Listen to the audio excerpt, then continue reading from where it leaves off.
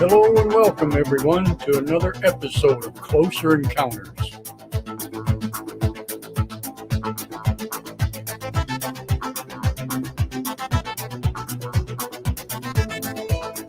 I am your host, Clarence Mitchell, coming to you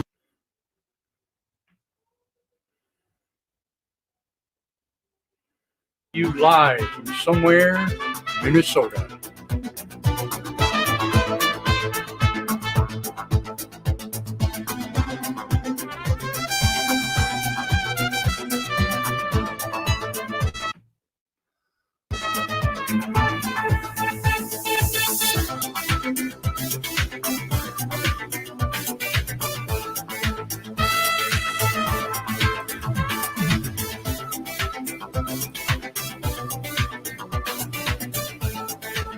Would you like to be a guest on Closer Encounters? Or maybe you know someone that would like to be a guest on Closer Encounters.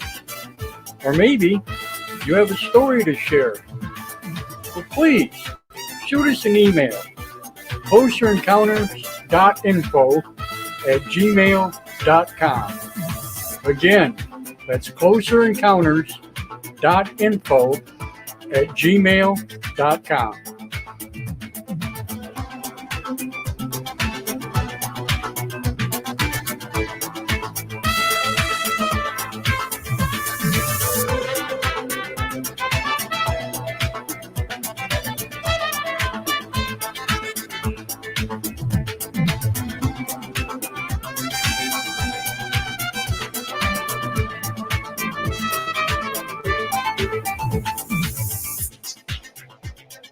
For everything, Closer Encounters, updates, all things going on, check us out, www.facebook.com/Closer Encounters Radio.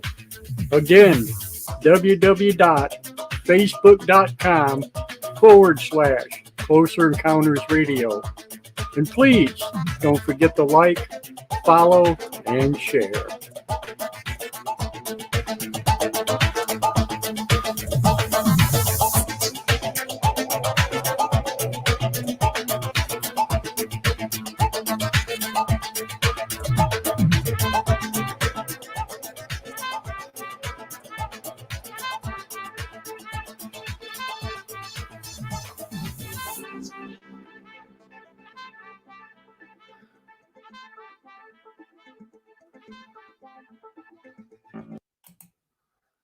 Well, hello everyone, and welcome back to Closer Encounters.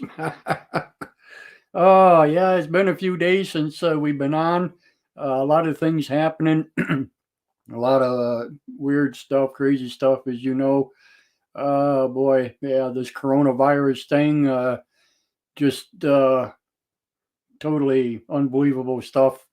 Back and forth, I've been watching the news and stuff, and wanted to give you guys some updates and whatever on that, but it's just where do you start? It's just wow. Yeah.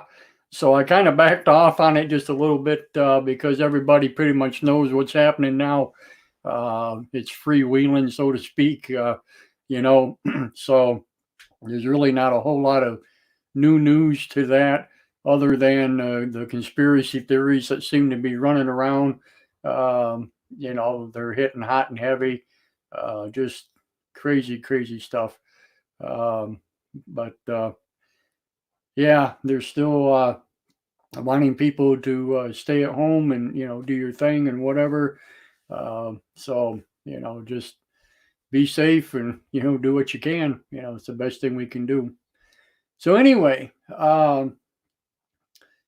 tomorrow, as everybody knows, which is Saturday, we're going to start our 2-day big event, and that's Contact with Closer Encounters.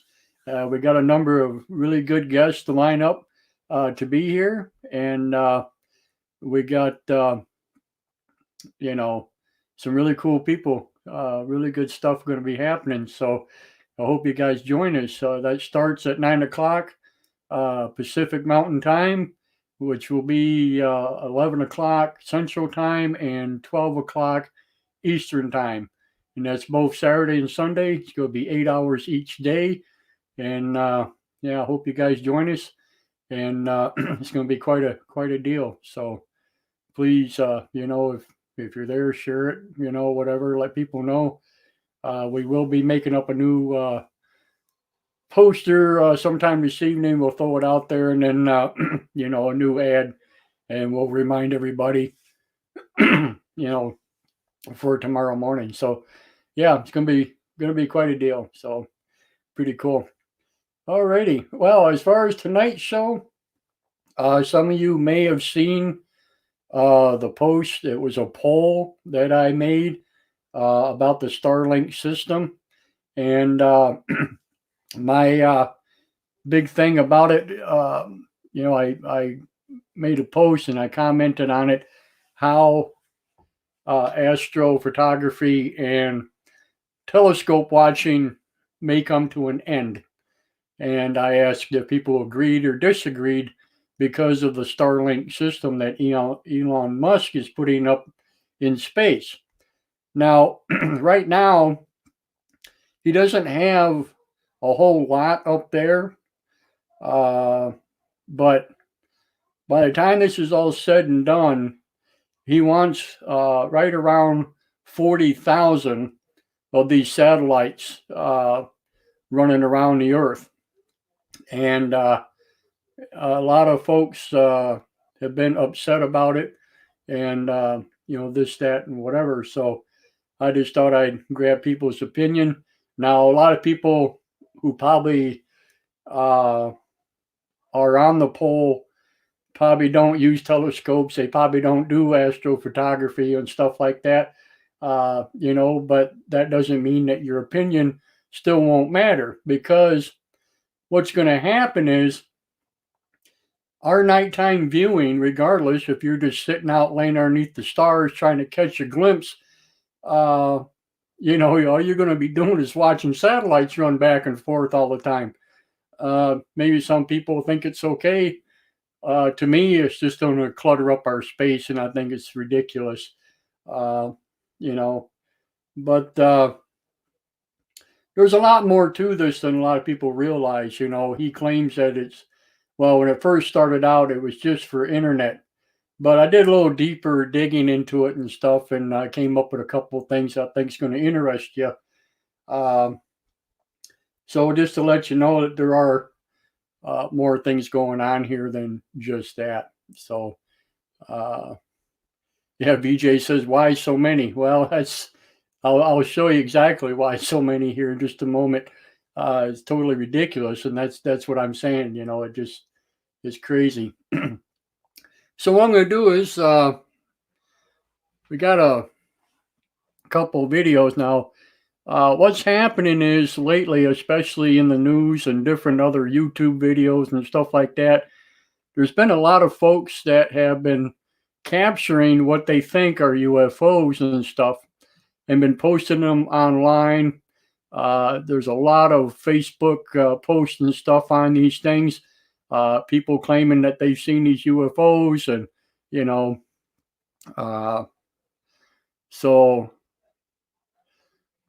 I wanted to show this one particular quick clip, and so you can see exactly what these look like. So if you ever see them at night, you'll know. So let me grab this here real quick for you. And this is taken over the UK. I have a couple videos for you here tonight, so we'll do this. Now, this comes from an outfit that's called Movie Vertigo, yeah. And this is about 5.5 minute clip, but it's really awesome. So we'll share this with you and see what you think.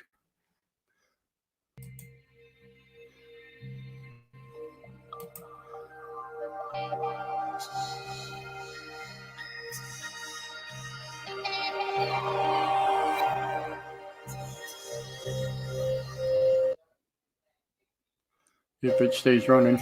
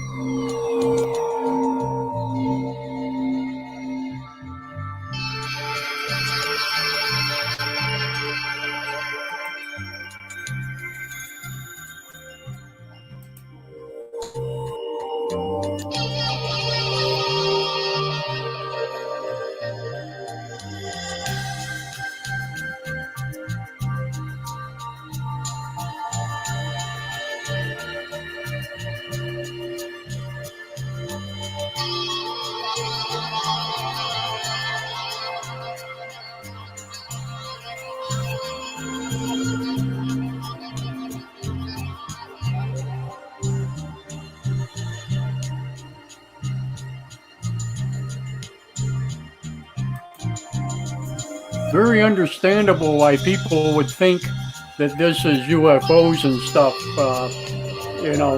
When you see this, it's pretty crazy.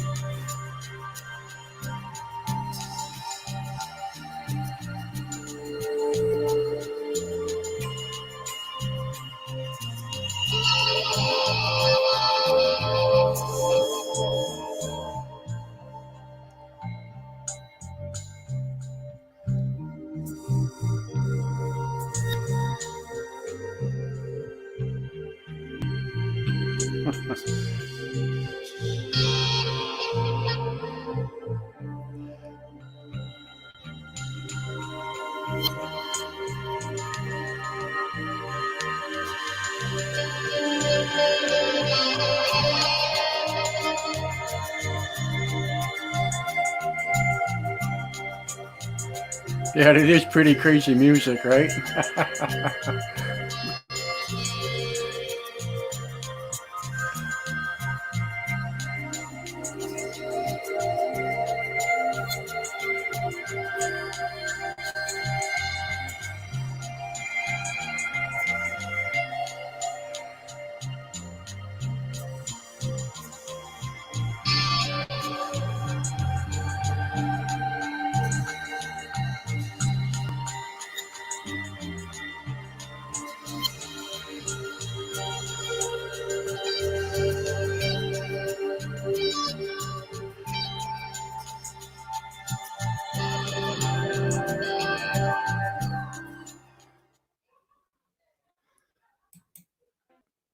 that was one of the videos that was taken over to UK. Pretty crazy. Now they've done like 3 or 4 rockets already in the past few months. But it's what's happening is people seeing these all around the world, and they're starting to run videos, and they're like, look at the UFOs, and people are just going crazy, not knowing what this actually is. So it's really something. I see Rob's with us. Hello, Rob. Jolene's with us. Christine, hello, Bella. How are you, dear? I see she come in. Brandon is with us. He says, Jeff Johnson, Clarence, your #1 show in Minnesota. Take care of yourself, my friend. Well, thank you very much for that. And we're trying to do our best. Thank you. Awesome. So yeah, quite an ordeal there. The way these people grab these videos, and stuff. They don't know what they are. Obviously, they look up and they see all these dots going across and different things like that. Pretty amazing, And if you didn't know what you're looking at, obviously, you definitely mistake them for UFOs. But tons and tons of videos being taken, But pretty crazy. So I have another video here of this gentleman here. I think he's out of Australia, and he has a lot to say about this ordeal. If I can get it to work here.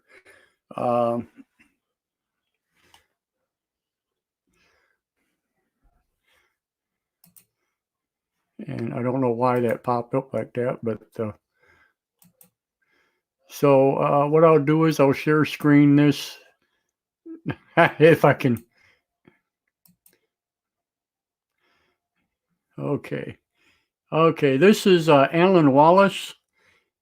He's Astro Workflow Lightroom, and he does a lot of astrophotography, different things like that. And he has a lot to say about this. So let me grab my share screen again here with the audio, and he'll show you a few things. And it's quite interesting what he's come up with. A very controversial ordeal with this SpaceX Starlink thing here. So let me share my screen, and I'll bring it into widescreen. Now, if you notice, sometimes it's a little bit glitchy. I apologize for that, but as you know, YouTube and Facebook's having a hell of a time trying to keep up with everybody. So, but this is photographing controversial SpaceX Starlink satellites. So we'll take a listen to this. It's about roughly 15 minutes. So, kick back and enjoy and listen to what he has to say. Then we'll talk about it. And I got something else I'm going to bring up real quick. Brecon Beacons in South Wales. This is my local playground for astrophotography. But tonight I'm going to be photographing something I've never photographed before, and that is the SpaceX Starlink satellites. So I'm going to try and get some shots, and then I'll let you guys know what I think about the whole situation. Whoa! Okay, really he's in South Wales. That's where he's at. that was a Gemini meteor. Anyway, I'm going to try and get some photographs of the satellites, and then I'll let you guys know what I think about the whole situation.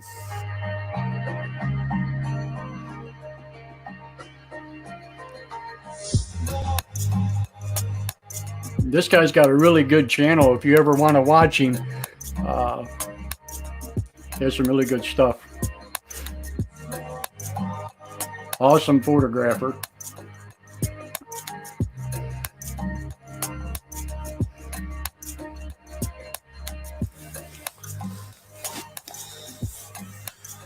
So I'm using the app Heavens Above, which is a really good app to tell you about any satellite appearances in the night sky. It's telling me that at between 5 a.m. and 6 a.m., the train of SpaceX Starlink satellites should be passing over my location.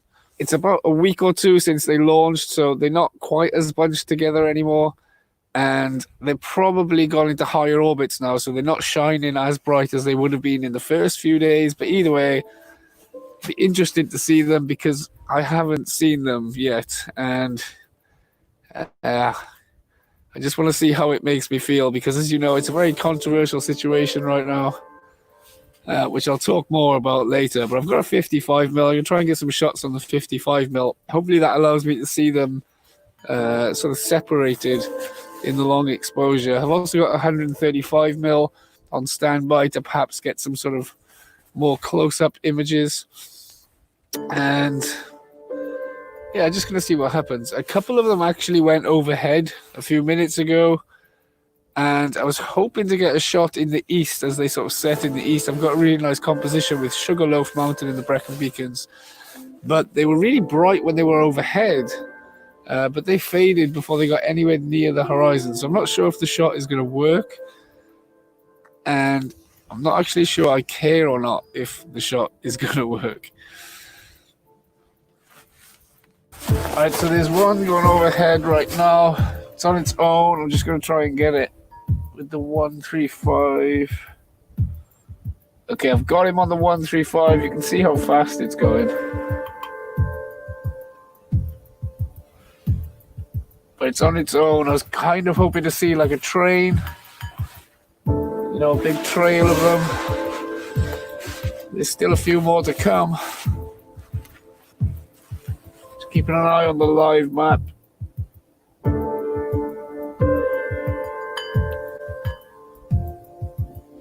There's another one. Oh, here we go. Now we got a bit of a trail going on. Whoa, it's 3 in a row. Whoa, that's weird. I'll try and get this on the 50 as well. Whoa, this 5. 1, 2, 3, 4, 5, 6. Whoa, this is so weird. I'm gonna try and get my camera at an angle to get more of them in the frame. Whoa, it's just a big train of them in the sky, just marching across to the horizon. My God, that's weird. I cannot imagine thousands of those in the sky at the same time. So I'm just watching I think it's the last one. Maybe there's some stray ones, I don't know, but they just didn't stop coming. It was crazy. I couldn't believe how long that went on for. And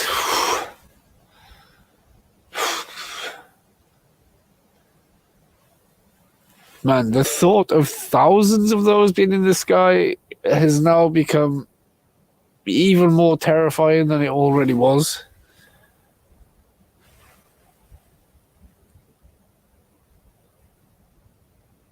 Oh man, if that's the future of the night sky, if there's going to be thousands of those things up there for the sake of internet, oh man, I feel sick. I literally feel sick. Okay, so my reaction might have been a little bit over the top there, but maybe it wasn't. Allow me to explain. Now, for those of you who don't know, Starlink is basically SpaceX's way of providing global internet. They're going to launch this huge constellation of satellites that are basically surrounding the entire globe, and you basically have broadband internet beamed to everywhere on the entire planet. It's their way of basically making a little bit of money, and they're going to use that money to fund their missions to Mars, which is pretty cool. So far, they've launched 120 satellites in 2 different launches, and the plan is to launch 60 satellites basically every 2 weeks throughout 2020. And if that happens, SpaceX will have over 1,000 satellites in orbit. And just to give you a bit of context, there are currently 5,000 satellites in total in orbit. So if all goes to plan, at the end of 2020, out of 6,000 satellites in space, over 1,000 of those will belong to SpaceX. Not only that, but there are other companies competing. You've also got companies like OneWeb that wants to have 700 satellites in orbit by the end of 2021. Jeff Bezos from Amazon has also shown an interest in launching his own internet satellite constellation. And Elon Musk has permission to launch about 12,000 satellites already. And you hear that? He has permission to launch 12,000 satellites already. Now, there's only like 5,000 right now without his satellites that's orbiting Earth, okay? So think about that. All right, here we go. And they've also applied for an extra 30,000. So if that goes ahead, SpaceX will have permission to launch 40,000 satellites, which is insane. So there's a bit of a competition between these companies, which is really driving a race to just launch satellites and get set up and be the first one to provide the service. And there's really not much regulation against satellites and things that you put in space. Now, there's a huge worry because there's already about 500,000 pieces of space debris. There's 500,000 pieces of junk that are currently being monitored by people on Earth that's just up there in orbit. So if there's any sort of consolation here, it's that the Starlink satellites have a lifespan of about 1 to 5 years, a mission time of about 1 to 5 years. And after that, they can use the ion engines to deorbit and bring the satellite back down, and it will burn up in Earth's atmosphere. And apparently none of the parts will actually land on Earth. They should all combust within Earth's atmosphere. That just for a second. Did you hear what he said? They have ion engines on them. Ion engines. All right. We'll talk about that in a little bit. If the satellite completely malfunctions, then you can't make it deorbit and it has to come down naturally. If they are in their sort of low orbit, then it'll probably take anything from 1 to 5 years to drop and fall into Earth's atmosphere. Of course, the other issue with having so much stuff up in space is that there are going to be potential for collisions, and this has already happened. We saw in the news a couple of weeks ago that the European Space Agency sent a message to SpaceX saying, look, we think we're on a collision course, our satellite and your satellite are on a potential collision course, and SpaceX risk actually started increasing, the probability started increasing, and it was reported that SpaceX basically refused to move their satellite out of the way because they stopped communicating with ESA. So eventually ESA moved their satellite out of the way, even though they've been in orbit far longer than the Starlink satellites. And then a spokesperson for SpaceX basically said that there was a bug in the system and they stopped receiving communications from the ESA. So, but it's an interesting point because there's nobody regulating this thing. Like, how do you decide who moves out the way? I mean, you'd think it would be the newcomers would have to move out of the way. So there's a lot of interesting talking points. And another thing that's not governed by anyone is the brightness of satellites. There's no laws against bright satellites. And when SpaceX launched the first batch of satellites, astronomers and SpaceX themselves were really surprised just how bright these things were. And eventually they put the satellites into a higher orbit, and because of that they dim and they fade, and now they're nowhere near as visible as they were just after the launch, but they are still visible, particularly in the twilight skies. You're not going to see them from a sort of light polluted area, but in a dark sky area you can still see the satellites in higher orbits. And that's exactly what you just saw me doing. It was literally just before twilight I could see the satellites going over.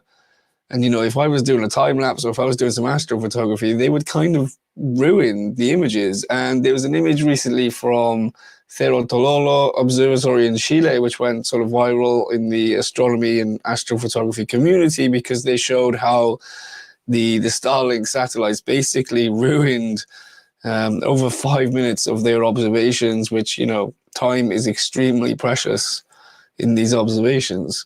Now, SpaceX have basically said in the next launch of 60 satellites, which is scheduled for about another week from the time that I'm making this video, one of the 60 satellites is going to have a sort of painted coating, a black coating on the underside of the satellite, which will hopefully stop it from reflecting the sunlight back towards Earth.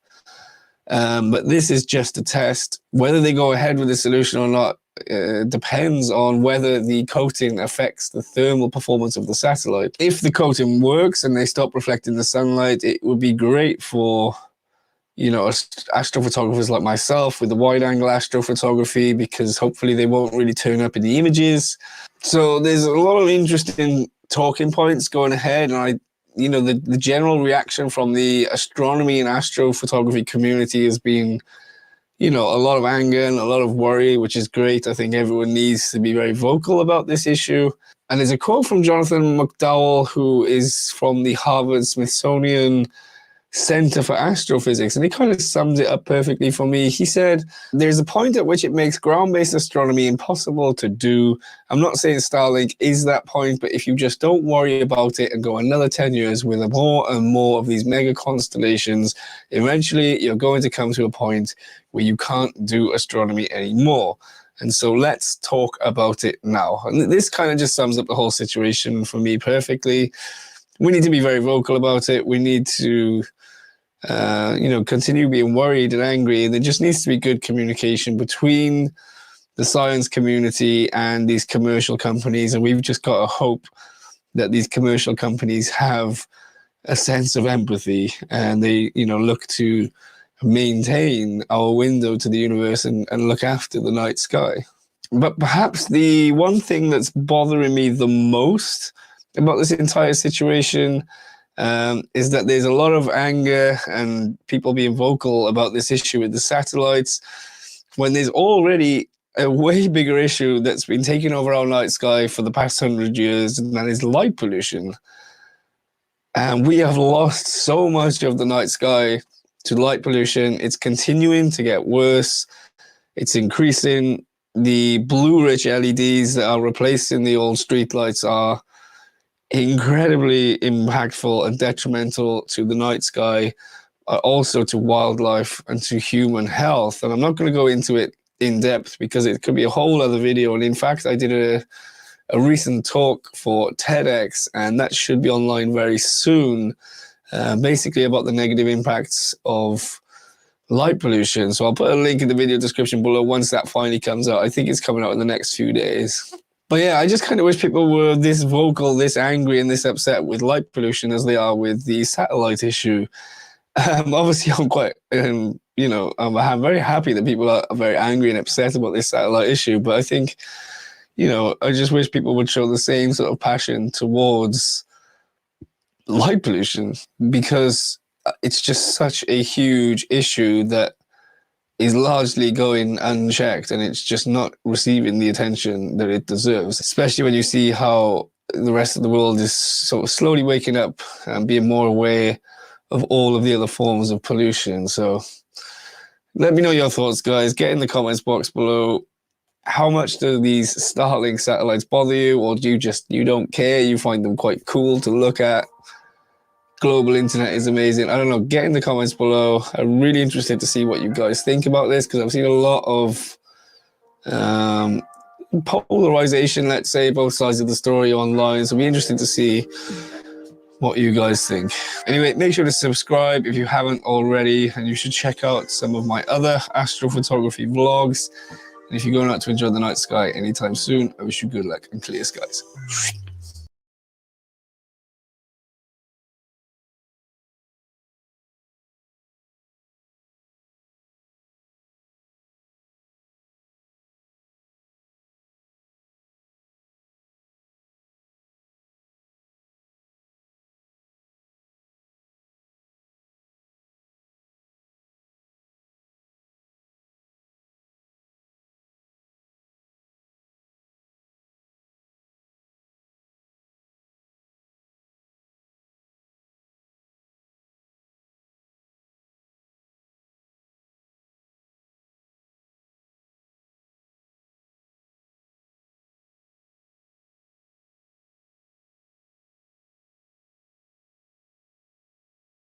Sorry, that was my fault. I had the mic muted. Thank you much though for telling me. So now I got to start that all over again. Oh boy, ain't that something? I'm such a dummy. Okay, sorry about that. Well, anyway, uh, what I was saying was, Julie made the comment about why so many, and stuff, and yeah. Um, so what I was explaining was the fact that the reason why they wanted to do this in the first place was because there was a lot of places around the world, such as Africa and different other places, that don't have internet or can't get it or very, very limited to internet. So his idea is to send all these satellites up there, and he's going to sell you a small dish apparatus, which he's already got in the works to sell on the market. So you hook this dish up to your house just like you do with satellite TV, and you'll be able to connect the internet via satellite. That's what that's all about. Now, I don't know how fast of internet you'll get. I do know I heard somewhere, read a few pages on it where the monthly fee is going to be like between $80 to $100 to use this thing. And basically, he thinks, that they're just going to take over the internet and they're going to be the only one stop shop for everybody. Um, as far as I'm concerned, I don't think I'll ever hook up to it. I mean, it's going to have to be some majorly uh, ungodly type of deal for me to even think about it. Okay, uh, I just don't think that it's going to work out the way everybody thinks it is. You're going to have a lot of glitches in this system, especially right off the word go. Not to mention, just like your satellite dishes for your TV, you're going to have weather interference, no doubt about that. Solar flares, things of that nature, you're going to have major problems. So I just don't see how they're going to work around all this stuff, for the home person, the person at home, to be able to actually use this and not have many problems. I just don't see it happening. Um, Especially in the wintertime, different things like that. You're going to have to constantly keep it clean. Different things, or you're not going to have internet or a very glitchy internet anyway. So, I don't know how it's all going to work out, but to me, it's just ridiculous to put that many satellites up there and stuff like that. Now, like I said, I did do some other research, and I got this paper here I wanted to read to you, which is quite the deal. So let me see if I can bring this up real quick. But it's just unbelievable what they got going on here. Okay. Let me get this full screen for you so everybody can see it. All righty. And we'll read this to you here real quick. Omar says, I think there's something more sinister to this than meets the eye. And he also says that I'm thinking they may use this system to emit a frequency on us to mess with our distortion. Yeah, very possible. Well, I tell you what, after I read this, you'll understand exactly where I'm coming from here. Let me bring Omar on. Oh, Omar's with us. Oh, no, he's not. Okay. All right. Let me read this real quick. SpaceX Starlink broadband service will begin in 2020. Now, this was actually wrote in October of 2019. Okay, so they actually started putting up their first satellites back in May, I think it was, or something of that nature. So anyway, let's see here. SpaceX, the private space flight company known for reusable rockets and a giant shiny starship, will begin offering its own satellite internet service in 2020. According to Space News, in fact, the Air Force is already testing it in planes. To build the service, SpaceX will have to launch up to 8 Falcon 9 rockets filled with the company's Starlink satellites. SpaceX President and Chief Operation Officer Gwynne Shotwell told Space News and other reporters this week at the 70th International Astronomical Convention in Washington. We'll continue to upgrade the network until mid to late next year, which is this year, 2020. They quoted Shotwell as saying during a media roundtable on Tuesday, October 22nd, we're hoping for 24 launches by the end of the year.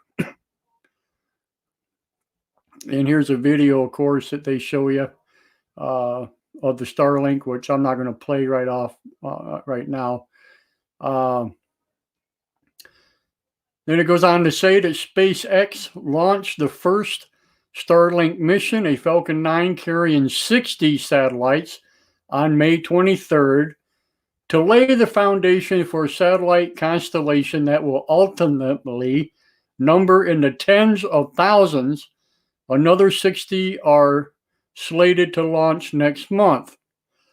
This week, SpaceX CEO Elon Musk used the Starlink system to send a tweet for the first time.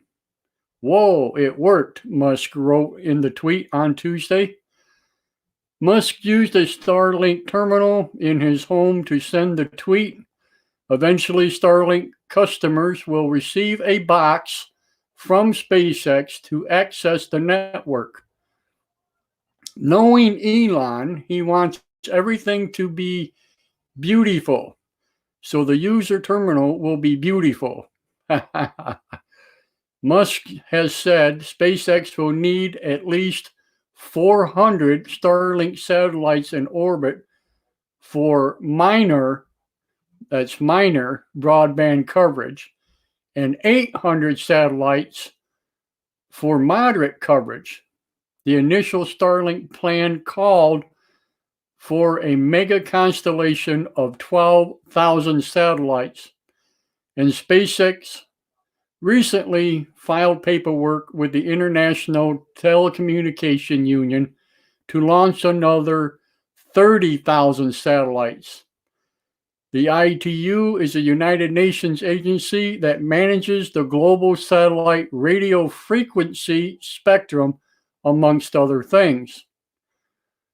Yeah. So that's over 40,000 when you really stop and do the math on it. Oh boy, that's a lot of satellites. Ultimately, SpaceX may not need so many satellites in orbit for global coverage, but having them available will allow SpaceX to use some satellites for customized service, Shotwell said, according to Space News. And you hear what he said? But having them available will allow SpaceX to use some satellites for customized service. So, what they're saying, it's not just for internet, people. Okay. One of those potential customers may be the U.S. military. The U.S. Air Force is testing SpaceX Starlink technology in military aircraft under a program called Global Lightning. The project, which is part of a $28 million contract SpaceX won from the Pentagon last year. is testing encrypted military communications via Starlink terminals in a C-12 military transport aircraft. We are delivering high bandwidth into the cockpit of Air Force planes. SpaceX is not the only company pursuing satellite broadband service. The companies OneWeb, Telesat, and Amazon have announced plans for micro constellations of their own, but none as large as SpaceX Starlink network. Unbelievable. Unbelievable.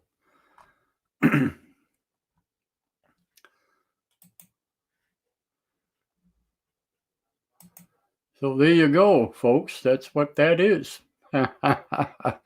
Pretty crazy.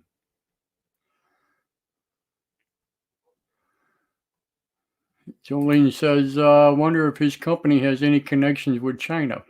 Oh, absolutely. Are you kidding? They're all going to get on board with this, you know. It's just, a small piece of the pie right now. You know, he's just getting this thing up and running and doing whatever. And he's telling everyday folks like us, oh, it's for internet, you know. You'll be able to, do this and do that with it. Well, hello. Now, here's the thing that's really confusing to a lot of people, including myself, because, he talked about doing a tweet with it and stuff. Well, that's not really internet, is it? That's more like cellular than it is internet. At least that's my perspective on it. So I don't know what the deal is here.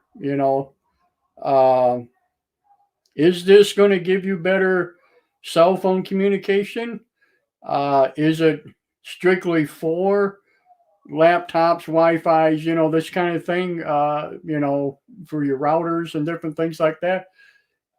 It doesn't make sense, when you read it and go through it, because he's talking about being for internet, but yet he says that he did a tweet with it. Well, you're not going to tweet just on the internet. Most tweets are done with your cell phone. So, I mean, I know you're connected to Google and stuff like that on your cell phone, but, that's not really an internet connection. That's more Wi-Fi, right? I mean, it's connected, I guess, basically to internet, but still, it's more to do with cell phone towers than it does with your router or whatever, right?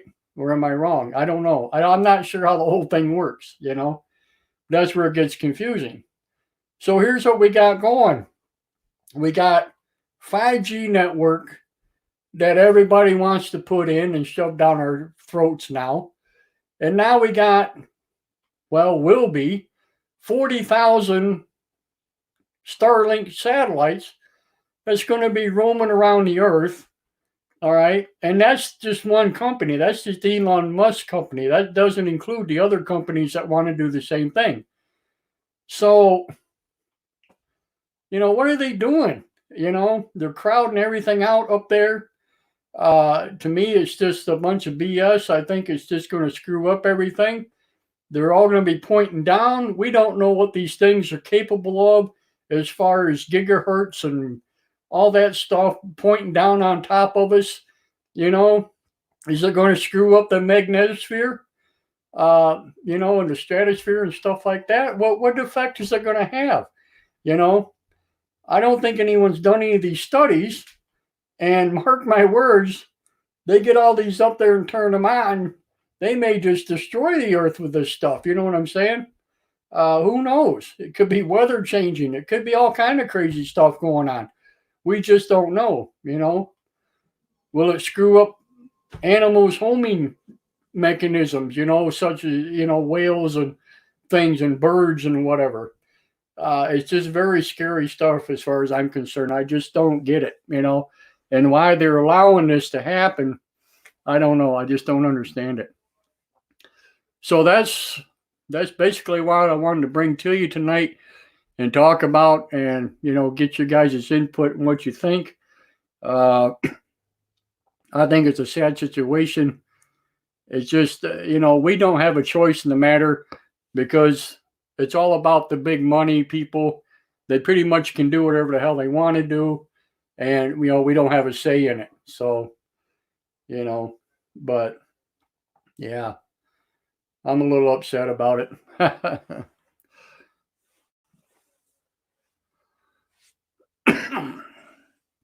VJ says, isn't internet aerial for use of Bluetooth? We just need a device to receive it. Well, yeah, Bluetooth and that is a different deal altogether also, I think it's all connected myself. James says that it's got something to do with this 5G crap. Yeah, I wouldn't doubt that a bit. It's got to, I just don't see it. Ready Lena Freeland's book, Space Fence Lockdown. Oh, cool. Yeah, and the thing is they're not really saying, or, they're not telling people, what the whole truth is behind this deal and what it is, Obviously, like you heard me read that he's using it already for the military. So, it's not just for home entertainment, they got other plans for this stuff, yeah.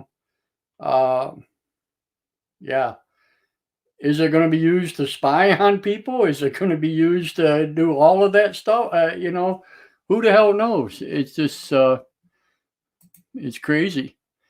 Donald says, fear and loss of agency is gross. Clarence, let's kick this thing's ass and use this shaken kaleidoscope for our advantage. Yeah, no doubt, right? I definitely agree, Don. No doubt about it. Cool. Hello, James. How are you, sir? See, James comes in. He says hello. Cool. So, yeah, I mean, what's the deal? Let me see something. I wanted to see. Now, if you noticed in the one picture that the other guy showed you, I thought there was a picture on here with it. Let me look here real quick. Nope, that's not it. So let me see here. Hold on just a second, folks. I wanted to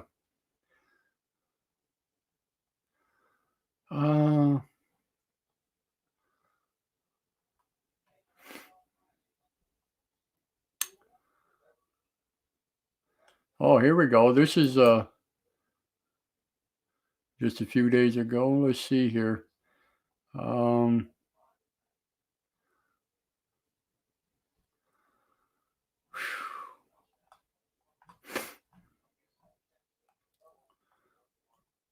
Let me see if I can share this. Once it quits loading up anyway, I'll share this real quick and read it to you. I'll share screen this real quick. Hello, Carrie. How are you? Good deal. Carrie's with us. Okay, let's see here if we can. This is just what I was talking about here a few minutes ago before I shut my mic off. I hope you guys can read this. I don't know if you can or not.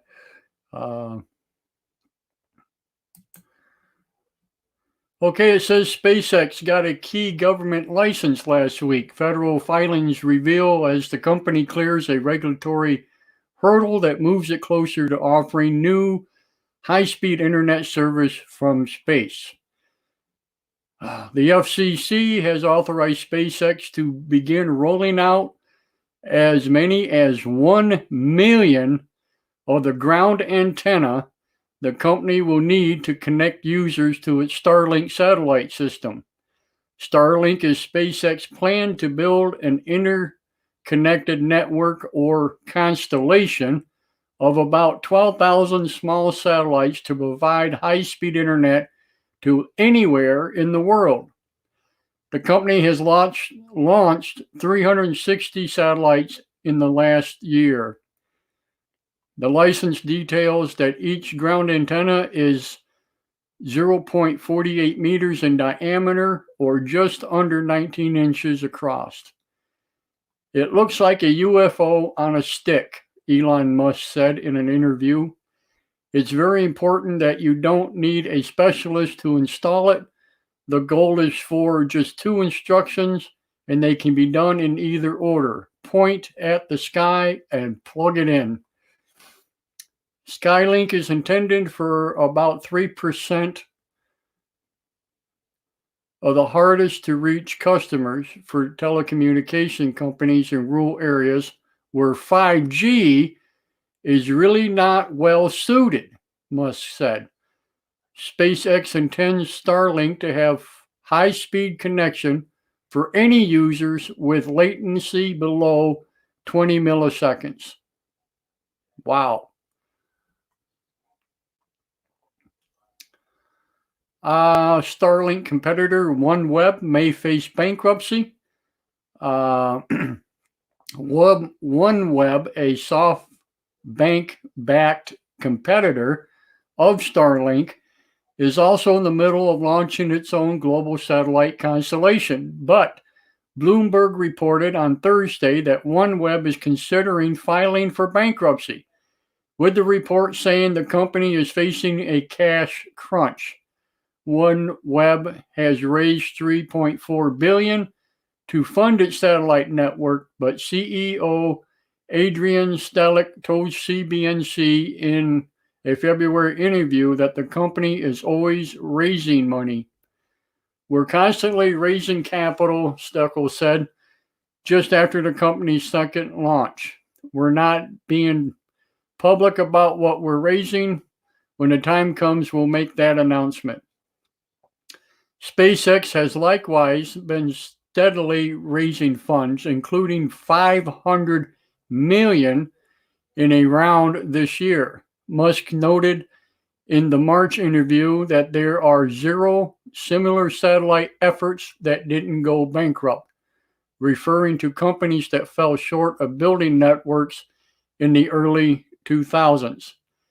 We just want to be in the non-bankrupt category. That's our goal, Musk added.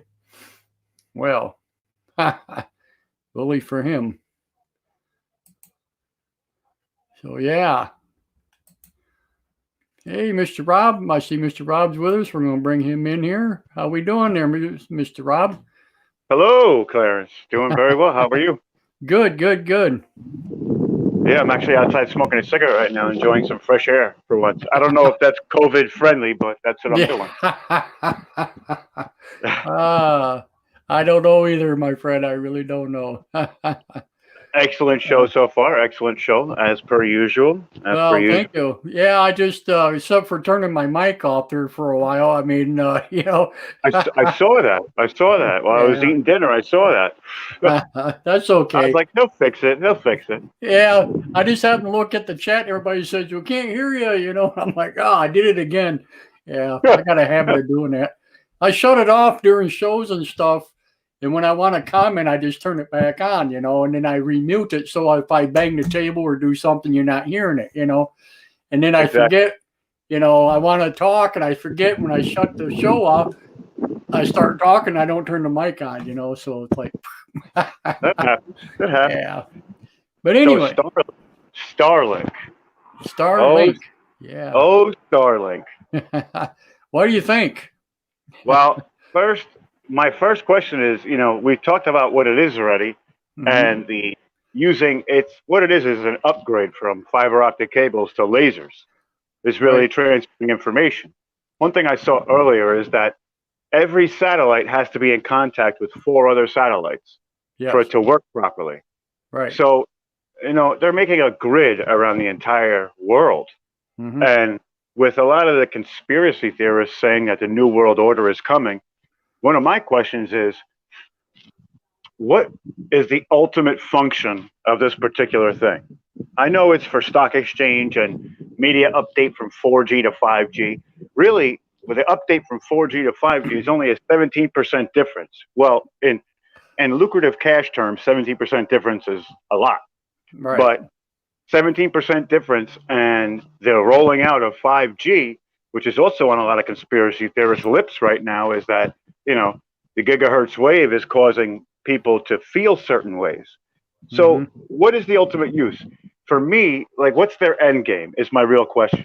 That's what I've been, after I did a little bit of research today, I was thinking about that because, when they say that there's going to be a surveillance state and everybody is going to be under surveillance for what they say and the thought police and things like that, this could be one of the items that they're putting in place to roll it all out. It's a privately owned network.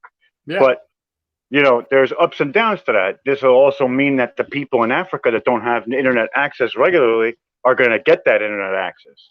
Right. And, there's a lot to it that there's so many sides. There's two sides to this. There's the good and the bad, like everything else. But, which side is going to weigh out in the end? Which side is it really playing for? Right. Well, that's just it. A good question.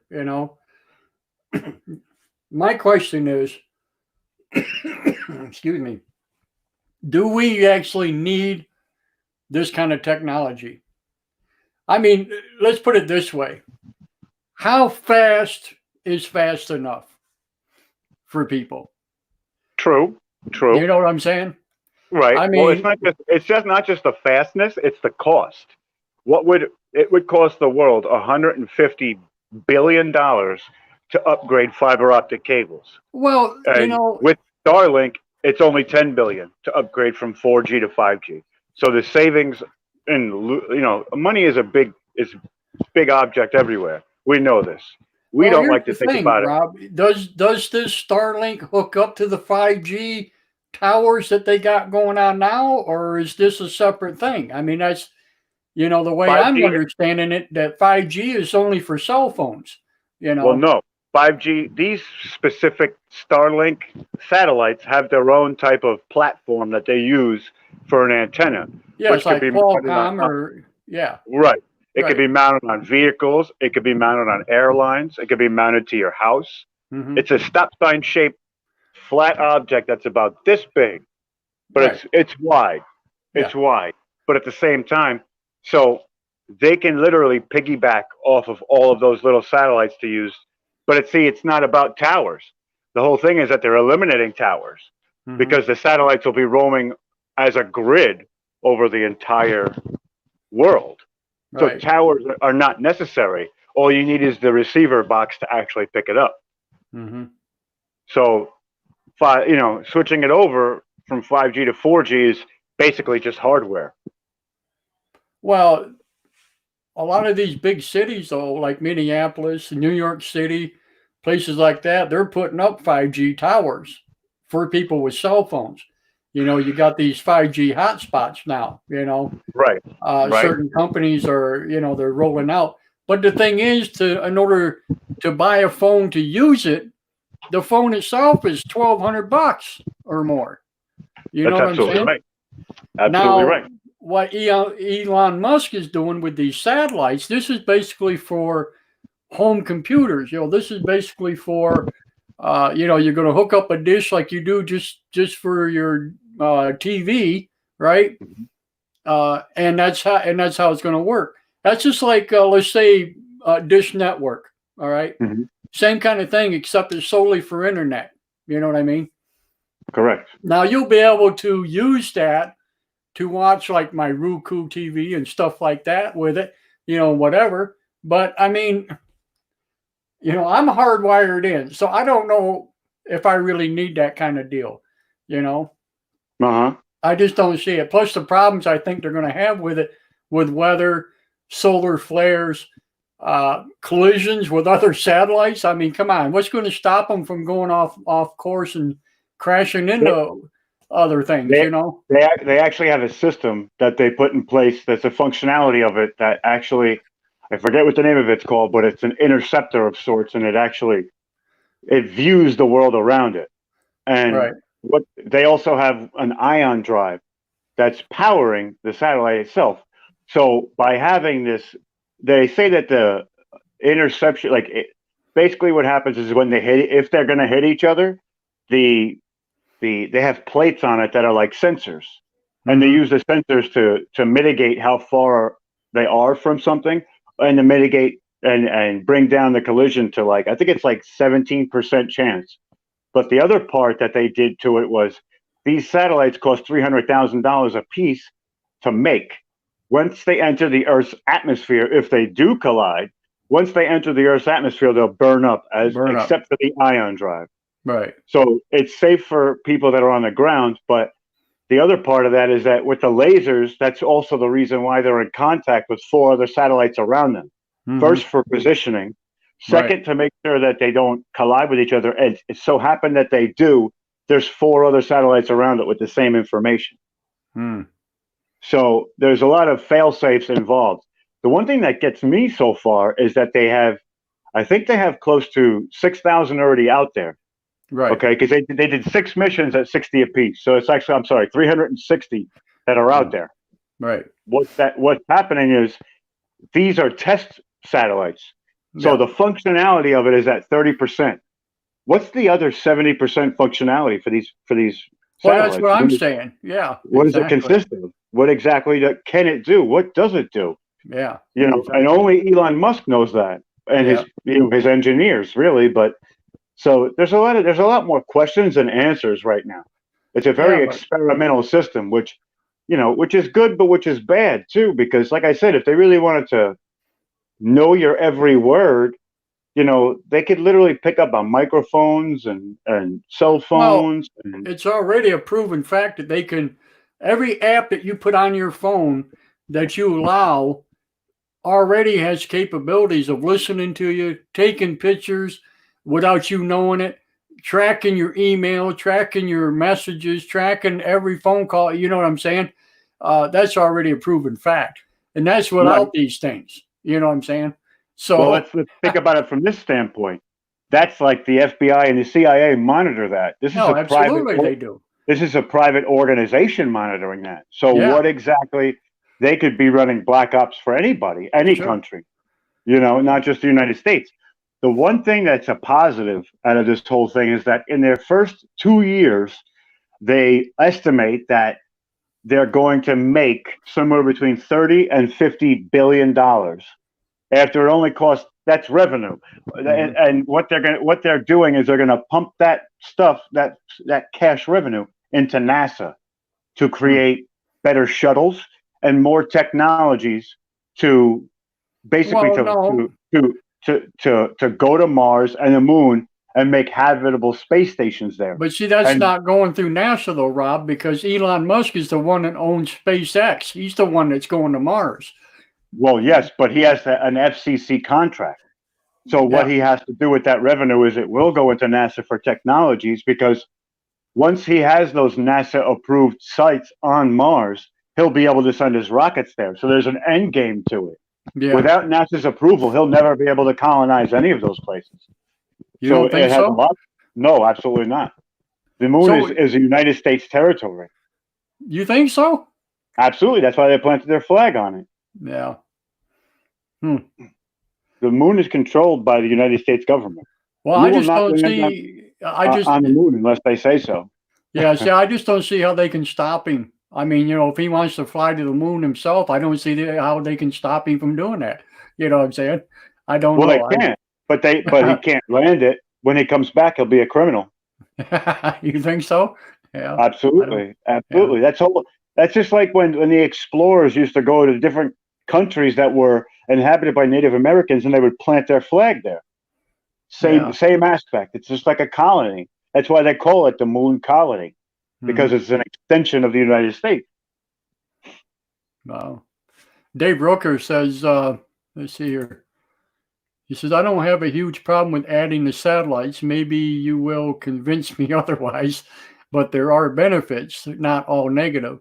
Well, and this is true, Dave, and you're absolutely right. My whole problem is with it is the fact that they're just going to clutter up the freaking night sky. That's my problem with it. And when it comes to photography and using my telescope and stuff like that, it's just going to be a big pain in the ass. I mean, that's my opinion, Right. I won't know until it actually happens and whatever. But as you noticed, like in that one show I showed you with the one photographer, he actually showed a picture of, and there's only 360 satellites where they're already streaking through the pictures as it is. Right. Can you imagine 40,000 of them up there? I mean, it's, astrophotography might as well, it's going to be null and voided. You won't be able to do it no more. Well, how much is too much? Well, that's what I'm saying. Clutter right? up there, of course. Yeah. Of course. And what about the facts of it interfering with, like, FBI satellites and surveillance? You're right. But see, there's two different. What they're trying to do is they're going to start at a specific orbit, which is a lot closer than a lot of those satellites, and then they're going to in between. Yeah, and that's the thing. See, it's in between. Or say like you got Dish Network satellite up there right now, right? And the other one that it almost crashed into was the weather satellite that looks down and looks at all the weather. That's the one they had to move out of the way because Elon Musk and them couldn't communicate. Right. So, yeah. it becomes an issue at that point. It really does. Who's got the right of way? Who's got the right of way up there? Do we really know who's got the right of way? That's what I'm saying. So if he's got 40,000 of these satellites up there, then who takes over? I mean, seriously, who has the right of way? Yeah, nobody. I mean, it's space.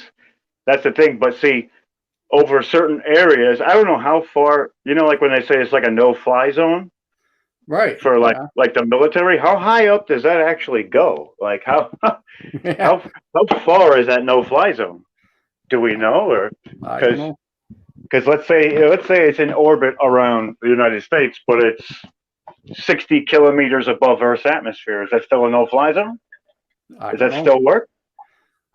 It's got to be. Well, it's got to be higher than the International Space Station and lower than the other satellites. So it's got to be in between. Right. The other ones, which means in retrospect, he's going to be blocking everybody else out. When you stop and think about it. Now, is that a plan to take over all technological? That's what I'm wondering. That's exactly what I'm wondering. Is it going to be? Will all these other satellites be null and voided? And what's going to happen with Russia, China, and the rest of these guys that all have satellites up there? Well, that's it. Let's just say that the 70% functionality ends up being like a military weapon, and they can wipe a city off the face of the earth in seconds. They got Space Force. Exactly. They've got 70 satellites literally going over this area. That what happens then? What happens? There's so much. There's so many more questions than there are answers right now. Right now they're just testing it all, but at the same time, like, what's too far? Who's to say who goes too far and who doesn't? There is. Well, that's what I'm saying. The man with the most money gets his way. I mean, Omar says that's what's happening. Omar says this is looking more like Skynet. Yeah, absolutely. Yeah, exactly. Is this the rise of the Terminators? Is that what we're looking at right now? Exactly. Yeah. James says Elon Musk may be a great addition to security. Naturally, we will never know of the capacity or how far this will go as far as scanning in on individuals' privacy, but how far are we willing to let security protect us? I enjoy my privacy, but enjoy my freedom more. Absolutely. I have to agree with that. Absolutely. Well, that's what's happening every day with this whole coronavirus. You're giving up all types of liberties for security, just the same with the Patriot Act and the rest of it. Right. Literally, it's being taken away without your knowledge, without you even coming to the table and saying what you want, because elected officials are literally in a cabal to take whatever they want, whenever they want. Yeah. It's just like the people with the coronavirus care package that they were doing. In that bill, some of the Democratic people, or the people who support democracy, wanted a pay raise. It's not about giving you more money. It's about helping people that are in need from the coronavirus. Yeah, exactly. So why should you get more money? Yeah, but exactly. that's what it comes down to. It's all about money. And Elon Musk has enough money for days, so he will get a lot of what he wants. Oh, absolutely. Omar says 40,000 number just doesn't sound right. What about launching spacecraft? Yeah, and I was going to bring that up. what happens now when they want to actually fly to the moon or bring astronauts back and forth from the ISS? Are they going to run into these damn things, or are they going to be higher than that? Or, I mean, what's the deal? How are they going to do that pattern? They'd have to pass through they would have to pass through their network, because yeah, absolutely. They're not far enough they're not even really in the outer Earth's orbit. They're in inner Earth's orbit. So to get to orbit, you would have to pass through their network. Yeah. But I mean, they probably have a lot of control over, like, let's say they wanted to isolate 60 satellites and move them away for, departure from Earth. But let's just say that we start having spacecraft that goes up to the stars, and we can travel as like a public kind of thing, not like a private NASA thing, but like actual spacecraft you take off from your house and go to a different planet. Mm-hmm. It'll literally be like a covering to the whole Earth that you would have to go up to into the North Pole, because I believe it stops right around the upper edges of Canada. It doesn't do Antarctica or the Arctic Circle or Antarctica. Right, because you can't. It's the North and the South poles you can't cover. Right. They're off limits, so you're not allowed to do that. So basically, it's just like from the bottom edge up to the top edge, and then you got to leave them spaces on the bottom and top. It's like if you're looking at a map that's laid out on a table, that's what's covered. Basically, yeah. Yeah. Which is crazy. James says also sounds like the U.S. government are also trying to restart the Star Wars program. Well, yeah, that's already been done. Yeah, we know that with the XR-37. But that's what they're looking. That's what they're looking for. Yeah, I mean, that's what they want. Yeah, really. It's absolutely. I mean, the revenue that's going to be driven from this thing is going. If it does get pumped back into NASA, it will be exceptional. Yeah. They will have a lot of technological breakthrough with $30 billion going to NASA every year. Mm-hmm. And the main thing that they're promoting with this is stock market memberships. Yeah. So let's say you're in London and you're trading in the New York Stock Exchange, which is the biggest one in the world. You will literally have till almost the second, to the millisecond data that's changing, because thousands of dollars get shifted, millions of dollars get shifted every minute, every second, right, with that stock exchange. So that would be the premier people he's going to sell to at first. Oh, sure. Absolutely. But the one promise that he made, though, is that it was not going to be just for those people. It was going to be for the everyday person too. Well, that's just it. That's what he's hoping for, is that I think that the everyday person is going to buy enough of those dishes to keep it going. You know what I'm saying? That's what he's going to rely on, are people like you and I buying all these dishes up, and subscribing, because it's going to cost you $80 a month or more, mm-hmm. for the subscription. All right. And, if half the world's population does that, forget about it, man. You ain't never got to worry about nothing. No. Everything will be paid for. Think about it this way, too. If he's got enough money to plan missions to Mars, I'm pretty sure he doesn't have to worry about it now. Well, no, absolutely. Yeah. That's what I'm saying, crazy. But see, a rich man's going to get richer, which is always the case, Yeah. So what if he was really for the people, he would be giving it away for free just to increase those people who don't have the ability to access the internet like we do. Like me and you, we can access the internet all over the place. If you're in the middle of the Saharan desert trying to access the internet, you're not going to have any bars. They don't cover places like that. There's no reason to. Right. So what that does with overpopulation is it gives you areas that could be settled that wouldn't normally be settled.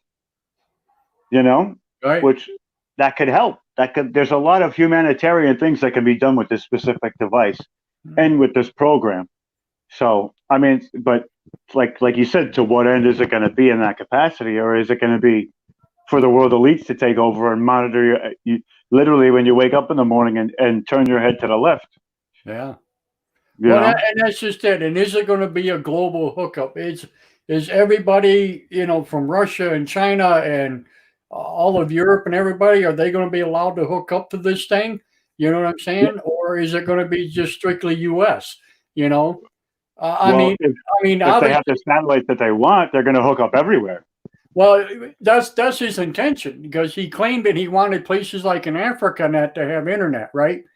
So, in other words, he's going to have to sell these antennas all around the world.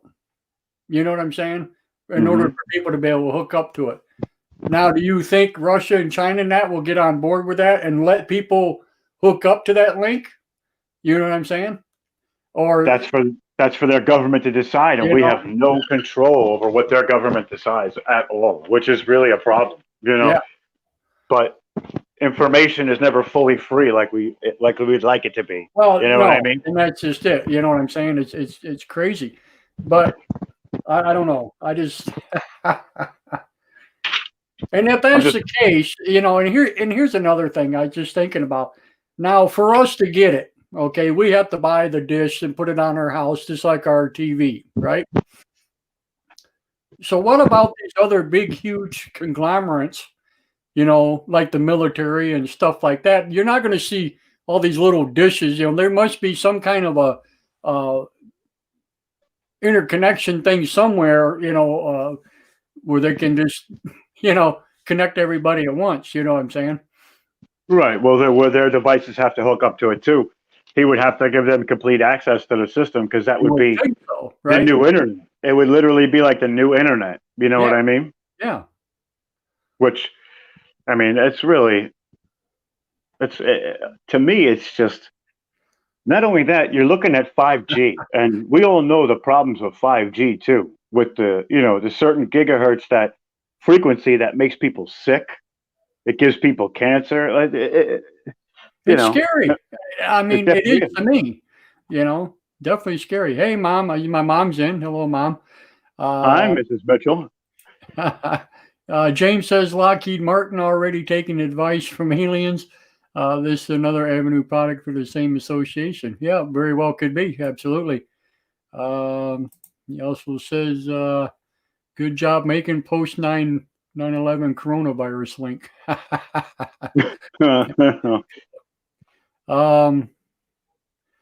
VJ says, what gets me is that the development in outer space defense system is in itself an admission that there must be other beings out there to protect Earth from. Wow.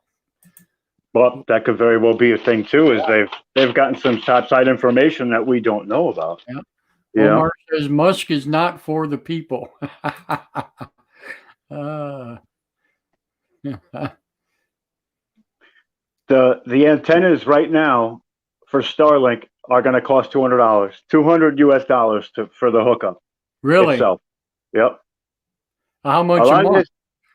It doesn't say any kind of monthly fees or anything yet. Wow. It didn't say any of that. Now, they're testing the capabilities as of right now with the satellites that they have in orbit. Yeah. And we talked about revenue.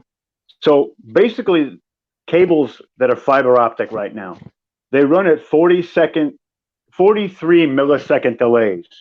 Sorry, 59.95 millisecond delays. That's the fastest optic cable in the world, and it goes from New Jersey to the UK. Right. With using lasers as opposed to fiber optic cable, it'll bring it down to 43 milliseconds. But how fast? Like I said, how fast do you need? I mean, you're talking. Looking at the stock market, you need it to the minute, or to the second, to the millisecond, because trends in the market change in seconds. To me, it's ridiculous. What did they do with the stock market back in the 1960s, for Christ's sakes, when we didn't have internet? You know what I'm saying? Telephones. People were on the telephone. I mean, I'm not saying let's go backwards in time, but how much is enough? I mean, do you really need that information that quick? I mean, seriously, I'm just saying, I don't know. I just. Me and you would say no, but somebody who's trading stocks and their livelihood is beneficial to have that kind of time would probably say yes. Yeah. But think about this: if the stock market crashes and they go into a new, different type of style of market, what good? Where's your profit revenue now? Exactly. Jeremy says Musk want all to be included. Maybe we can We can Operation Air America net links to help them. I mean, he's got something that can be used to crack China. I think China, honestly, Jeremy, I think China and everybody's going to get on board with this. I really do. I got a funny feeling it's going to be a global shared network. I don't think it's going to be, Well, if China's even still around by the time it gets going, yeah, the way that's things true are too. going now, Yeah, ain't that the truth? He says China is not in a good spot. 10,000% behind Musk. But convince me otherwise, he says. Well, I'm not trying to convince people that we shouldn't use it or anything like that. All I'm saying is enough's enough, and I got a really bad feeling that we're going to wind up giving up certain things like astrophotography and stuff like that for him to be able to put this out there. That's all I'm saying. Don't make me give up something that I like doing just so you can make all your billions of freaking dollars. That's all I'm trying to say, Well, plus we don't even know, we had no idea what it's going to do to the environment or anything. There was no case studies, nothing done on this. It was just take it or leave it. Here you go. I just don't think that's right. I really don't. I think it's wrong. But let me ask you this question: if you could do your astrophotography from Mars, would you be okay with that? Would you relish in that fact? Because I would. Oh, absolutely. If I could do it from Mars, sure. So if this has potential to get us to Mars and terraforming or building space stations faster, you would be behind it. To a point. I still want to be able to do it here on Earth. Of course, this is the original spot. Of course. I mean, Of course. I don't want to have to go to space to be able to take pictures. You know what I mean? Of course. Everything has pros and cons, which we know is life. So really what we're discussing is the pros and cons right now to what this system would be. But it's not even probably made available to us yet. It's the only secret certain societies as of right now. Right. And we're just peons here. All right. We're just people talking on a podcast about something that, we really don't know a whole lot about, but I just got a bad feeling about this whole deal. I really do, Well, if they usher in 5G, I feel that there could be a lot of detrimental things to society. A lot of people are like, oh, 5G this, 5G that. 5G is bad. It is bad. Absolutely. It's a proven scientific fact that the gigahertz that they run at, what is it, 48 gigahertz or is it 68? I forget. It's over 60, I think. I could be wrong. I'd have to look at it up, but that's been known to have the same symptoms as the coronavirus, plus tremors, plus all types of ailments to your stomach. It's like in Cuba, when they sent the energy weapon into Cuba, into the ambassador's meeting, all those people got sick. That was the same exact gigahertz that they were using in 5G. Yeah, right. Same exact. Yeah. And that's a fact. That's a fact that they found frequency residual tone in that particular spot. So that's crazy. There's a lot wrong with it. Did you see where people are actually taking things in their own hand? They're knocking down towers and they're burning up. A dude took a tank. He took a tank and knocked these towers down with his own personal tank. Unbelievable. That's awesome. I couldn't believe it. I'm like, yeah. way to take it back. Way to take it back. Crazy. Yeah. There's exaggeration to this umpteen power. That's overdoing it. Knocking towers down. Yeah.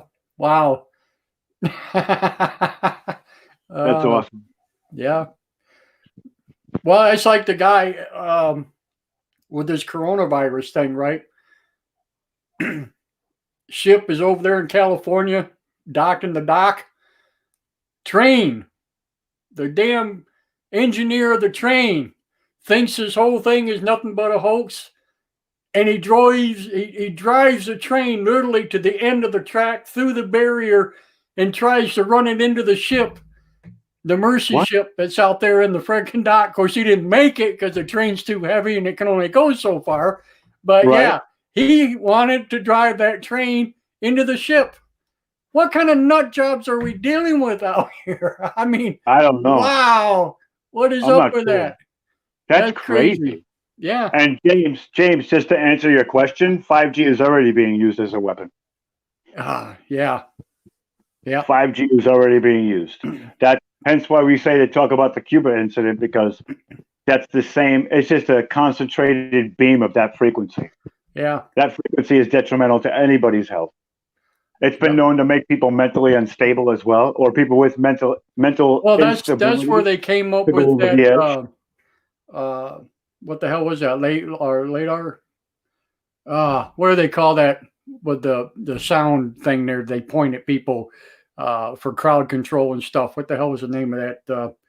I don't remember her exact name. It's like LARP or something like that. It's something different. I forget what it is, but that's exactly right. It kind of stems off the same technology. Yep, exactly. And not only that, MK Ultra was based off frequency change.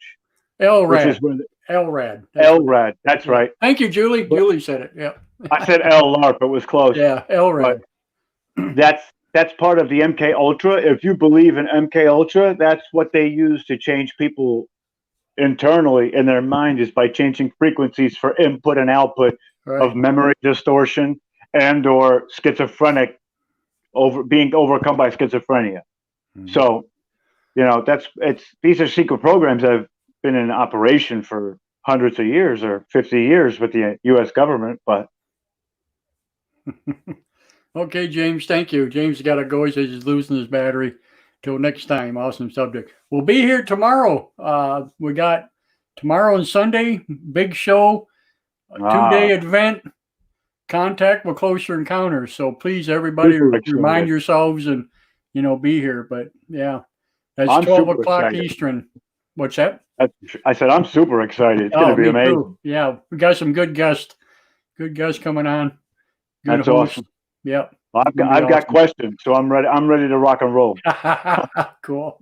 Like Omar says, I'm always skeptical until you convince me otherwise. Exactly. Oh Lordy. So anyway, yeah. I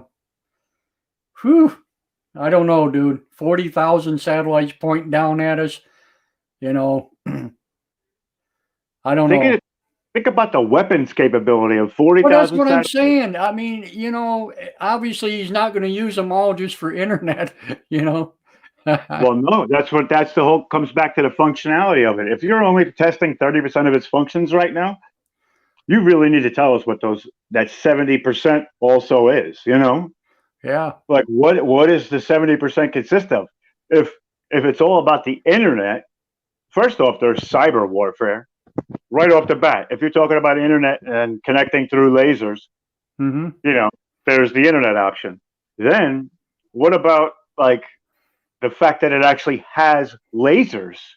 That could be a big death ray. Like absolutely, Space Force, buddy. That's what it's called. 7 satellites come together, refract the lasers off of each other, and then shoot one giant laser like the Death Star. Yeah. Where the 6 points on the Death Star come together, and that big green beam comes out of it. And blows up a planet. Crazy, huh? James says, do you guys think that's because of the lockdown and school shut down that this is the time it will be installed? Because if it does, my kids won't be going back to school in Wales, UK. That's a highly probable ordeal. Yeah, very probable, very possible. That's a good I've heard from a few sources of mine that this 5G implication into schools is already passed. It's already done. Yeah. So with that being said, I'm sure they're going to do trial schools first, but this would be the most opportune time to install it into every school. I will guarantee once you go back to school, which probably won't be till next year with the way things are looking right now, your school, or at least 80, my prediction is 80% of the schools will have it in it already. Oh, I'm 80%. Sure. Yeah. Clarence, you can quote me on that. Yeah. 80%. Jeremy says 5K is kind of stupid. It's pumping harder instead of using tech to solve problems. Yeah, exactly absolutely. Right. Yeah. Nikola Death Ray. That's Tesla's death ray. Yeah, exactly. It could very well be. You know, you never really know what Well, you they're. don't know, and that's the thing. You know, you can always speculate, and you can do all the talk we want and stuff, and we probably won't know until it all comes together. But it's just amazing to me how quickly and how crazy all this has gotten. You know, just in the past year, it's just amazing.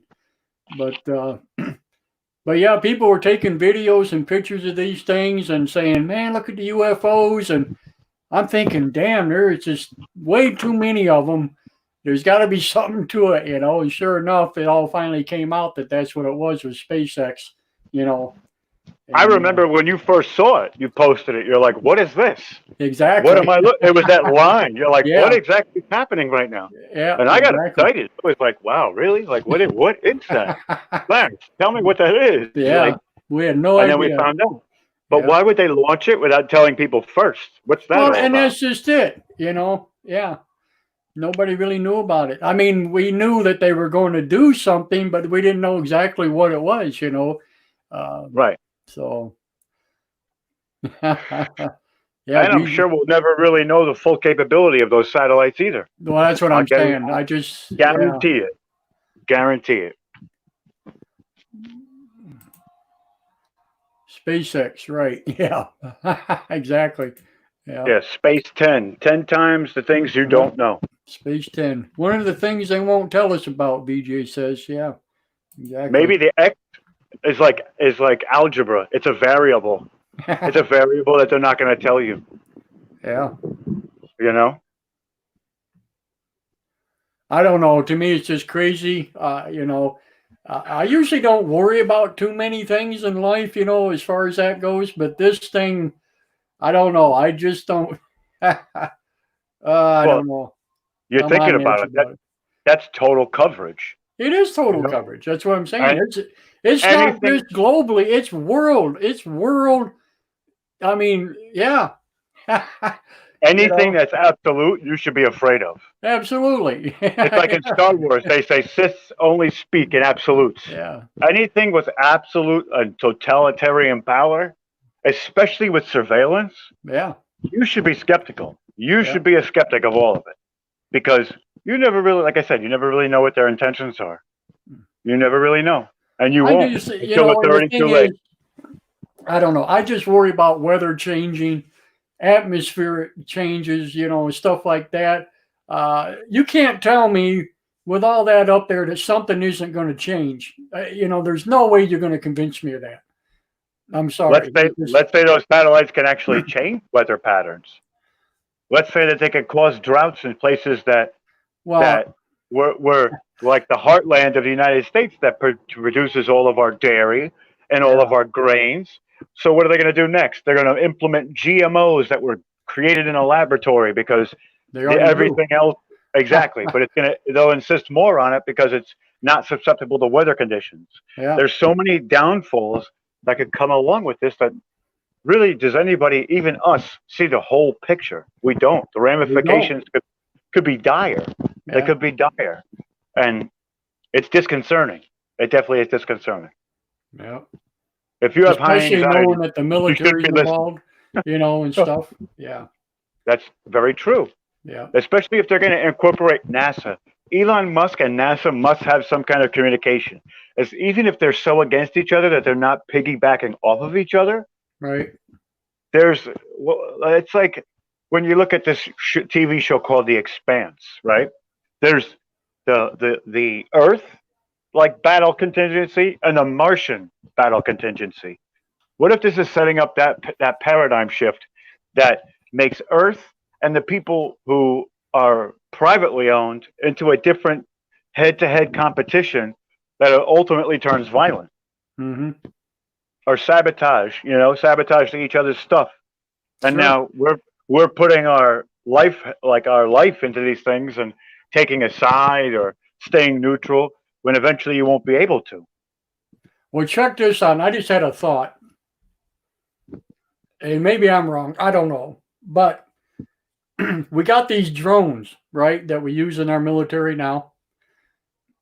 And it takes a person to sit there with his controller in this room, and they can fly these things for hundreds of miles and bombard someplace, right? Mm-hmm. So what happens when they start linking these drones up with these satellites? You know what I'm saying? Right. You won't need to be in a bunker anywhere. You won't need to, you know what I mean? Right.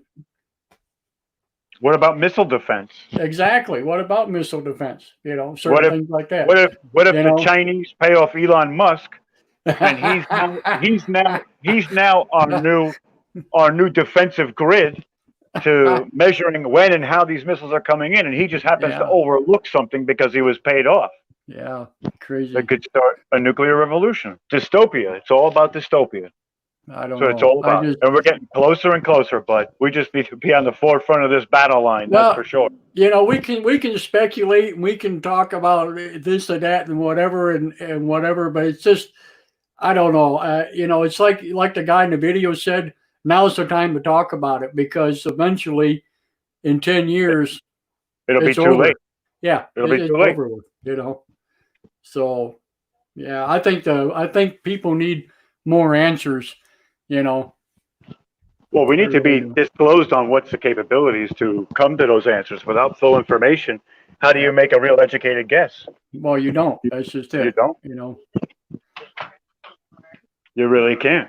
And that's the worst part, is you really have no idea what the capabilities are. So you can't even begin to fathom what outcome is which, or what, you know, there's so much not like unknown, which is everybody in life has a lot of unknown stuff.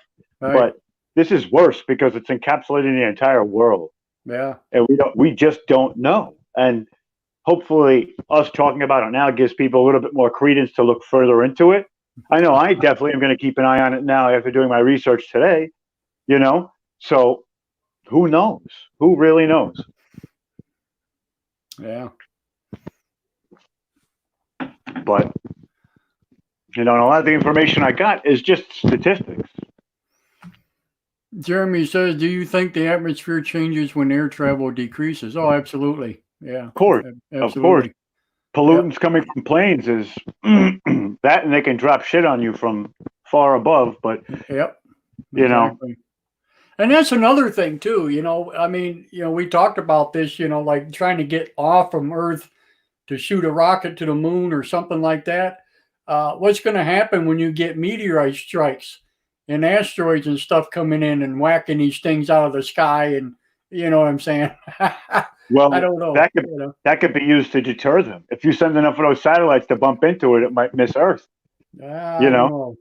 But who knows? You know, that's if it's being. It depends on the power. It depends on what they do and you know what capability they have. I guess you know. I don't know. I mean, so going back to that, you really have to look at Elon Musk and what he's all about. Yeah. Is he here to help society, or is he here to hinder society? Is he like, you know, the Nikola Tesla of the space race, or is he just a man who's an entrepreneur trying to make more and more money than he already has more than any one man should be willed? But, you know, greedy people never cease. They just keep going until the well dries up. I just got a bad deal. I mean, I don't know. I feel the same way. I don't feel that this is going to be in cooperation with humanity at all. I don't think so. I just don't see it. Yeah, I just don't see it. People might like it and stuff when it first comes out because it's super fast and it does all this stuff, but I'm scared to death about what they're pointing down on top of us. You know what I'm saying? I mean, it's no different than our direct TVs or our dish networks that we got right now, but that's only TV. I mean, it's not, you know what I'm saying? Right. It's still polluting. Yeah, absolutely. But what are these things going to do when you got 40,000 of them? You know what I mean? It's a major change to what's going on. You know, what's actually out there. Why so many? See, and that's another thing is why so freaking many? You know, take direct TV or Dish Network, for instance, right? And this is just statistically, they only have maybe 100 satellites in the air that covers the whole freaking world, right? True, but how many times do you lose signal with those specific companies? Well, that's what I was saying with weather and stuff like that. Yeah, obviously. But that's only 100 satellites. You know what I'm saying? Why 40,000 for internet? It Total just doesn't, encapsulation. it just doesn't cut it. Total dominance. That's Dude, what it is. you can dominate it with 200 satellites. You could. You know what I'm saying? Of course. 40,000? You know how big a number that is? I mean, That's seriously, total. think about it, They could literally block out the sun for an entire region for, I don't know, however long they wanted to stay there, really. Yeah. Which could also be another way. That could be, environmental terrorism. I don't know. See, that's what I'm saying. I just don't know. It's crazy. And Jeremy says, or what about these sunbursts from sun hitting the sats? Yeah, see, James, and that's what I was saying earlier about the sunburst and meteorites and different things. Yeah, same thing. Dave wants to know, how will they be repaired or replaced? Eventually, they will break down. Yeah, basically what they're saying is once they got these 40,000 up there, so when they do start breaking down within 5 years, that's what they're saying, they're just going to fall out of the sky and the next one's going to take its place. Yep. So they're going to have all these extra satellites up there basically doing nothing. But if they're doing nothing and you got 5 years worth on this one, how many in 5 years? 160 at a time? 200 at a time at a 5 year? You see what I'm saying? Right. How many in a year? So, okay, you're doing 2 rockets of 60 every 2 weeks.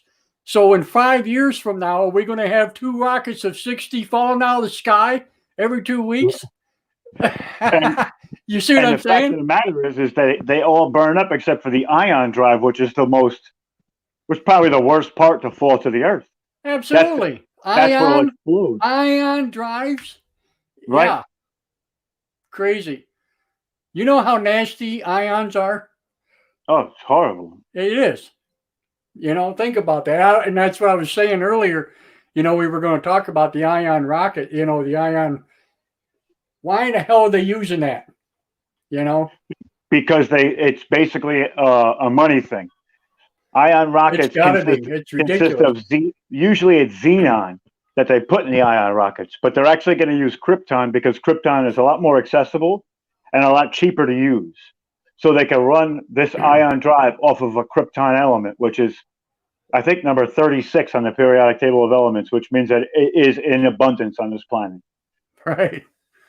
So xenon is a lot harder to find and a lot harder to produce.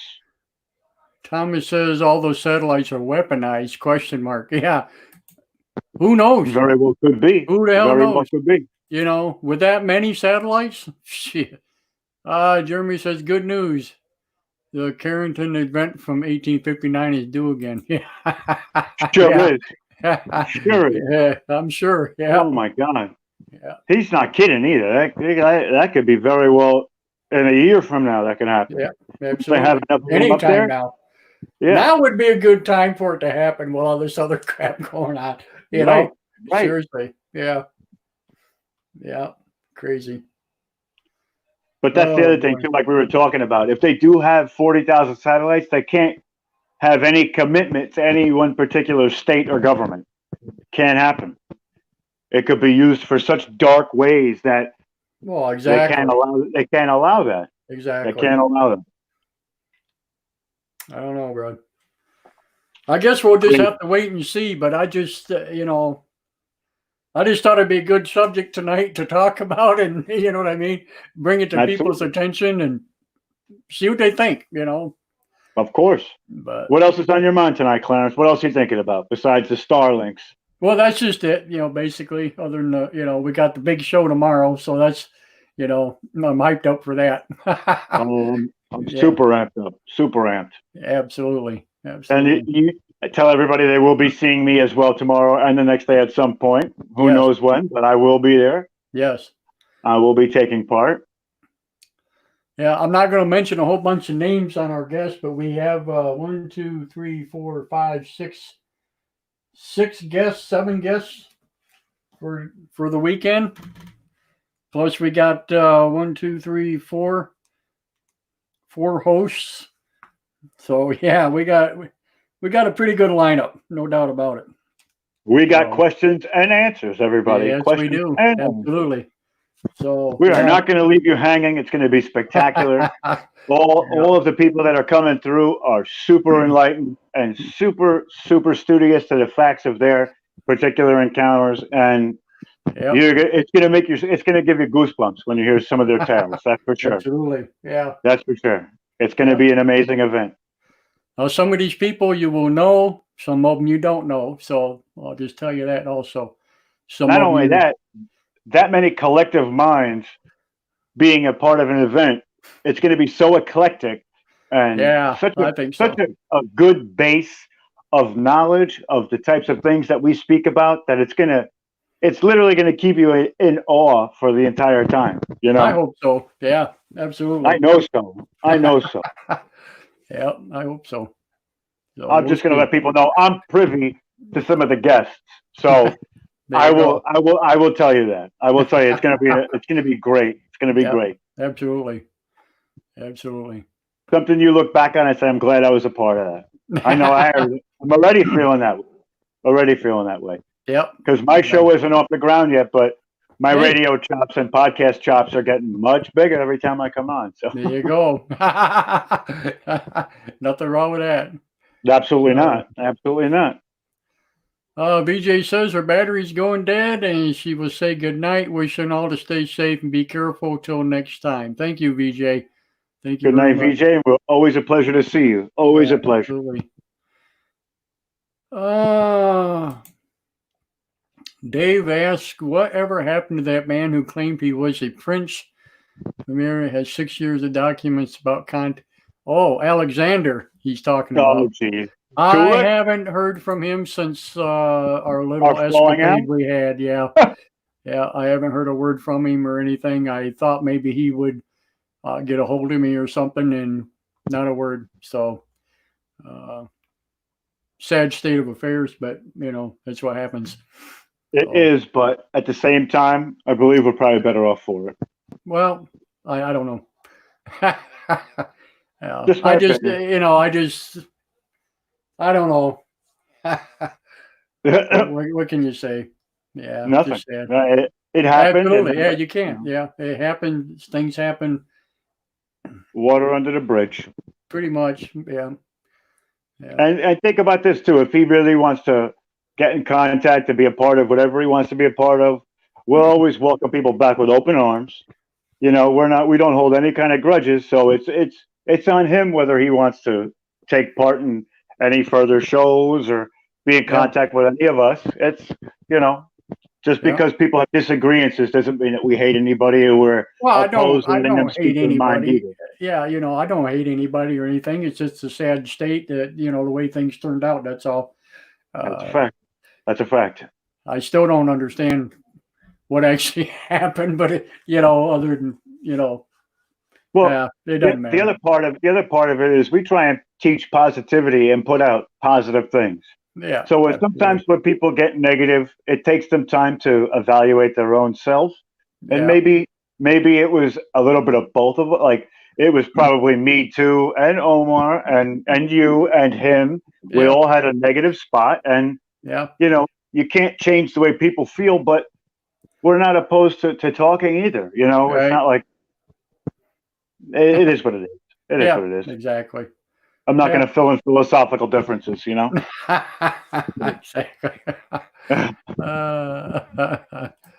And Thomas says my last author was a intellectual operative in Dark Fleet, and she infiltrated the Illyrian. So Illyrian Price. Cool. Aristocracy. Yeah.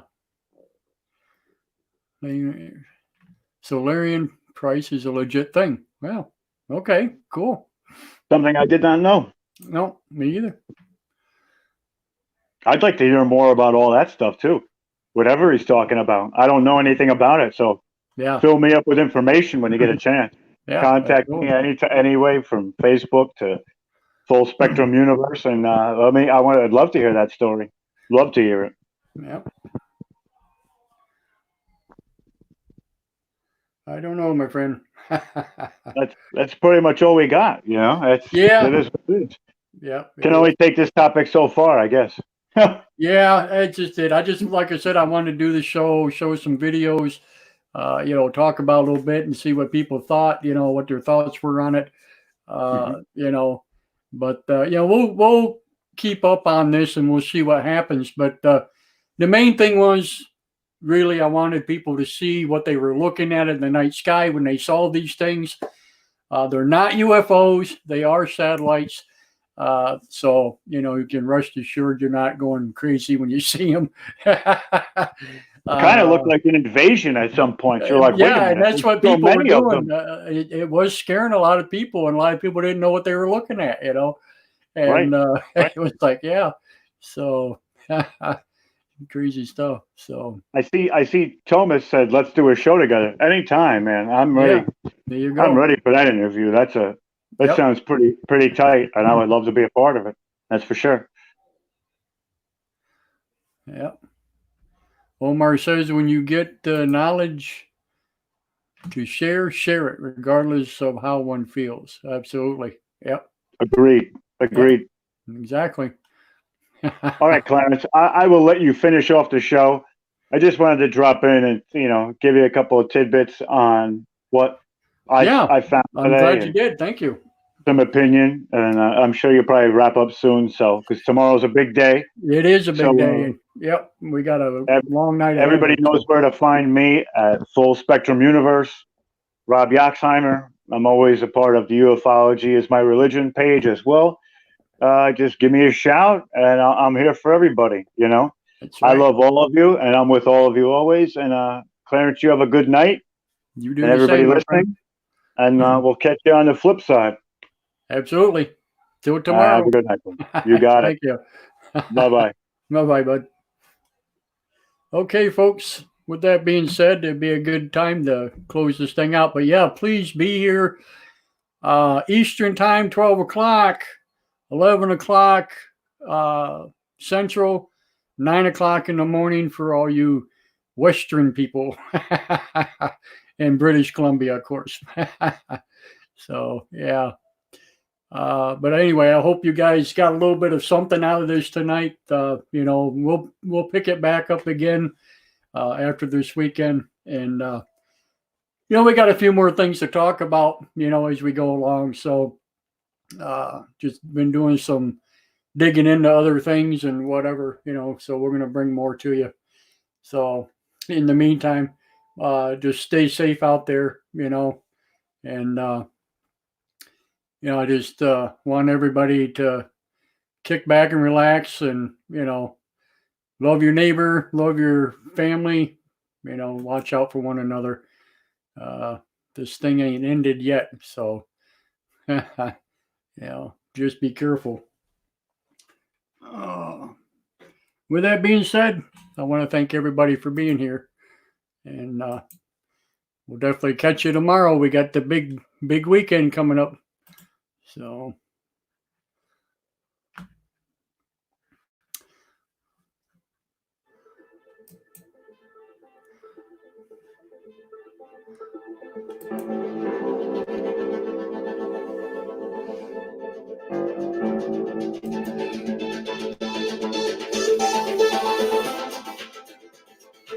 want to thank you all for listening to Closer Encounters. Please remember to like, follow, and share. And until we meet again, keep your eyes to the skies. Thank you.